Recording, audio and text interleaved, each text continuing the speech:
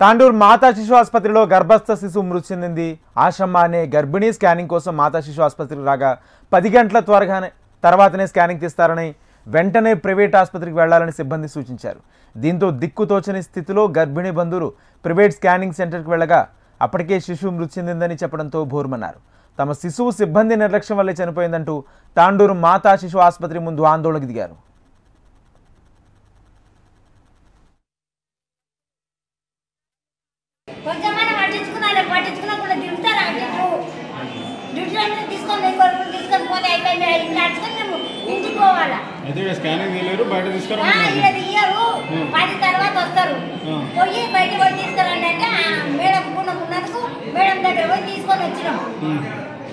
ఈరోజు ఎన్ని గంటలకు వచ్చారు? పొద్దున 6 గంటలకు వచ్చినాం.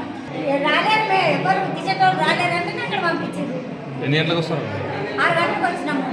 6 గంటల కొత్త చూసిండ్రు. చూస్తే గుండె కొట్టుకుంటలేదు. బయటకు పోయి తీసుకురాడంటే ఈయన లేదా మేడం అని అడిగితే ఇక్కడ లేదు, ఉన్నది కానీ లేట్ అయితే 10-10:30 అయితే వచ్చేటకల్లా చెప్పి పోయి తీసుకురండి, గుండె సప్పుడు వస్తలేదని చెప్పింది. చెప్తే పోయి బయటకు పోయి తీసుకొచ్చినాం. మరి మా ఊరు గౌతపూర్. మా పేరు లాలప్ప, మా నాన్న పేరు సమ్మప్ప, మా భార్య పేరు ఆశమ్మ. మా భార్య ప్రెగ్నెంట్ ఉందని హాస్పిటల్కి చూపించుకొని వచ్చాము. ఇంకా వారం రోజుల నుంచి 4 సార్లు దిగిన దిగితే తినగాలే అన్నారు.